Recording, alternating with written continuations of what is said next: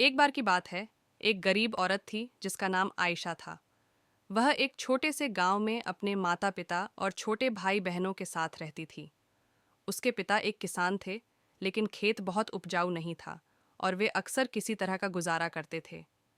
आयशा एक बुद्धिमान और जिज्ञासु लड़की थी। वह अपने आसपास की दुनिया के बारे में जानना पसंद करती थी। वह एक वैज्ञानिक बनने का सपना देखती थी, लेकिन वह जानती थी कि अपने परिवार की वित्तीय स्थिति के कारण उसे अपना लक्ष्य हासिल करना मुश्किल होगा।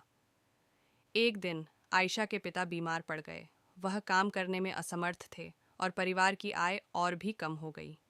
आयशा को अपने परिवार की मदद करने के लिए स्कूल छोड़ना पड़ा। आयशा ने अपने परिवार का समर्थन करने के लिए कड़ी मेहनत की।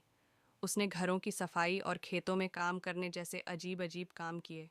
उसने स्थानीय बाजार में सब्जियां बेचना भी शुरू किया। अपनी व्यस्त दिनचर्या के बावजूद आयशा ने वैज्ञानिक बनने के अपने सपने को कभी नहीं छोड़ा।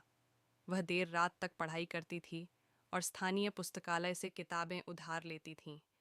उसने घर पर भी अपने स्वयं के प्रयोग करना शुरू कर दिया। कई सालों की कड़ी मेहनत और दृढ़ संकल्प के बाद आयशा ने आखिरकार अपने सपने को हासिल कर लिया। वह विश्वविद्यालय में दाखिला लिया और वैज्ञानिक बन गईं। उन्होंने विज्ञान के क्षेत्र में महत्वपूर्ण योगदान दिया। आयशा की कहानी हम सभी के लिए एक प्रेरणा है। यह दिखाता है कि अगर हम अपने दिमाग में रखते हैं और अपने सपनों को कभी नहीं छोड़ते हैं, तो कुछ भी संभव है। यह भी दिखाता है कि हमारे जुनून का पालन करना महत्वपूर्ण है, भले ही यह मुश्किल हो।